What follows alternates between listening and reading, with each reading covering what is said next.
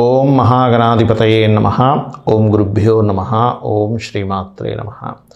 పరమేశ్వర స్వరూపమైనటువంటి జ్యోతిష, వాస్తు మరియు ఇతర అనేకమైనటువంటి శాస్త్రములను మనకు అందించినటువంటి మహర్షులకి నమస్కారం. హయగ్రీవ హయగ్రీవ హయగ్రీవేతి యో వదేత్తస్య నిస్సరతే వాణి జనుకన్యా ప్రవాహవత్. అరుణాం కరుణాతరంగితాక్షీం ధృతపాశాంకుశపుష్పబాణచాపాం అనిమాదిభిరావృతాం మయూకైః అహమిత్యేవ విభావయే భవానీం. శ్రీమాత్రే నమః.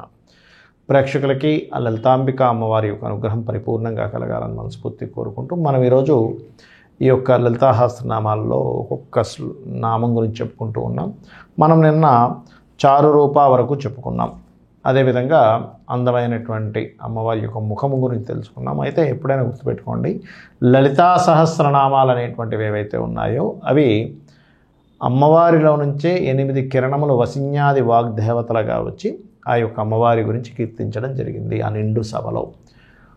లలితా సహస్రనామాలు అంటే పూర్తి అమ్మవారంటే ఏమిటో తెలియజేయడం, ఈ ప్రకృతి అంటే ఏంటో తెలియజేయడం, అమ్మ యొక్క స్వరూపాన్ని తెలియజేయడం. అది తెలియజేసినంత మాత్రాన తెలుసుకోవడం ఒకటైనా అంటే అది తెలుసుకొని మనం అలాగే ప్రవర్తించాలి అనేటువంటిది భావం ఇక్కడ. అదేవిధంగా చారుహాస, ఇది 4 అక్షరాల యొక్క నామం ఇది. అయితే ఇందులో నిండు పున్నమి జాబిలి వెన్నెల ఎలా ఉంటుందో ఓకే, అలాగే శ్రీదేవి చిరునగవు అందము భక్తులకి అనేకమైనటువంటి ఆనందాన్ని, అంటే ఆ అమ్మవారి యొక్క చిన్న నవ్వు ఉంటుంది చూసారా, మనం ఒక్కోసారి మన ఆలయాలు చూస్తూ ఉంటాం, అబ్బా చిన్నగా భలే నవ్వుతుంది అమ్మవారి విగ్రహం అంటూ ఉంటాం. అంటే ఎంతో మరి అట్టహాసంగా నవ్వకుండా చిన్నగా నవ్వుతుందంట చారుహాస అంటే. ఆ రకంగా ఆ అమ్మవారి యొక్క ముఖాన్ని అలా భావిస్తూ ఓం చారుహాసాయై నమః అని చెప్పి అనుకున్నట్లయితే మనకి కూడా ఆ యొక్క అమ్మవారి అనుగ్రహం ద్వారా ఎప్పుడు ఆనందము శుభము కలుగుతూ ఉంటుంది. అదేవిధంగా చారు చంద్రకళాధర తర్వాత నామం చారుహాస, చారు చంద్రకళాధర, చరాచర జగన్నాథ తర్వాత నామాలు కనుక చూసుకున్నట్లయితే. అయితే ఇక్కడ ఏంటంటే చారు చంద్రకళాధర అంటే అందమైనటువంటి చంద్రకళ ఏదైతే ఉంటుందో అమ్మవారు ధరించింది. చూడండి, ఈశ్వరుడికి ఉంటుంది పైన మనకి ఇలాగా నెలవంకలాగా, అలాగే అమ్మవారు కూడా ధరించింది అనమాట. అమ్మవారికి ఉంది, ఈశ్వరుడికి ఉంది. ఎవరైనా కానీ ఈ యొక్క నామాలు చారుహాస కానీ చారు చంద్రకళాధర కానీ అదేవిధంగా మనం నిన్న చెప్పుకున్నాం చారు రూప అనేటువంటిది, ఈ నామాలన్నీ కూడా ఏంటంటే ఆనందాన్ని ఇవ్వడము. ఈ చారు చంద్రకళాధర అనేటువంటి నామం కూడా తీసుకున్నట్లయితే ఎప్పుడైతే అమ్మవారి శిరస్సు మీద ఉన్నటువంటి ఆ యొక్క చంద్రకళని ఎవరైతే తలుచుకుంటారో ఆ ధ్యానంలో ఆ యొక్క అమ్మవారిని ఓం చారుహాస అనేటువంటి నామాన్ని కనుక చేసుకున్నట్లయితే వీళ్ళకి ఆనందం అనేటువంటిది పుడుతుంది. చారు చంద్రకళాధర అనేటువంటి నామాన్ని కనుక చేసుకున్నట్లయితే వీళ్ళకి మనసు మీద అదుపు వస్తుంది. ఇవన్నీ కూడా మనకు వాస్తులో కూడా చంద్రుడికి సంబంధించినవి, అంటే వాయువ్య సంబంధించినటువంటి దోషాలు రావడం వల్లే జరుగుతూ ఉంటుంది ఇవన్నీ కూడా. అదేవిధంగా చరాచర జగన్నాథ, చర అచర అంటే చరము అనగా అచరము అంటే కదిలేటువంటిది కదలనటువంటిది. ఈ కదలనటువంటి అన్ని ప్రాణులకి కూడా అధికారిణి అయినటువంటిది అమ్మవారు.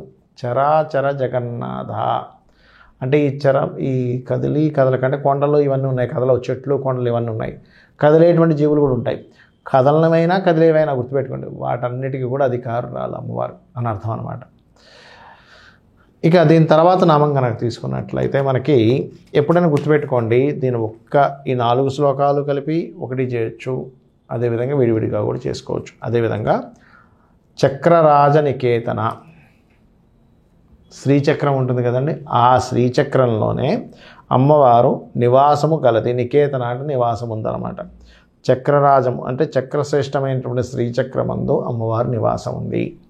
ఆ శ్రీచక్రం ఎక్కడ ఉంటుందండి? కేవలం పూజా మందిరంలోనే ఉంటుందా అంటే కాదు, మన యొక్క శరీరమే ఒక శ్రీచక్రంగా చెప్తూ ఉంటారు. చూడండి, మనకి శ్రీచక్రం ఎలా ఉంటుంది, ఆకారం అలాగే ఉంటుంది. మనం మఠం వేసి కూర్చున్నట్లయితే ఇది బిందుస్థానం అనుకుంటే ఇక్కడ నుంచి ఇలాగా ఒక స్టెప్, ఇదొక స్టెప్, ఇదొక స్టెప్, ఇదొక స్టెప్ అలాగా ఇలా వెళ్తూ ఉంటుంది. అంటే మనకి లలితా సహస్రనామాల్లోనే చూడండి, సహస్రారాంబుజారూఢ సుధాసారాభివర్షిణి అని ఉంటుంది. అంటే సహస్రారంలో కూర్చొని సుధాసార వర్షాన్ని కురిపిస్తుంది. ఆ థాట్ అనేటువంటిది అలా కురిపిస్తూ ఉంది కాబట్టి మనకి అనేకమైన ఆలోచనలు కానివ్వండి, మనం రకరకాలుగా స్పాంటేనియస్గా స్పందించడం కానీ ఇవన్నీ జరుగుతున్నాయి. అమ్మవారు అక్కడ ఉంది కాబట్టి ఇదంతా నడుస్తుంది. అదే లేదనుకోండి అసలు అతని పేరు కూడా ఉండదు, దాన్ని శవం అంటారు. అంటే ఏమిటి, లోపల అమ్మవారి యొక్క శక్తి, ఆ ఈశ్వరుడు యొక్క శక్తి రూపంలో ఉంది కాబట్టి ఇది నడుస్తుంది.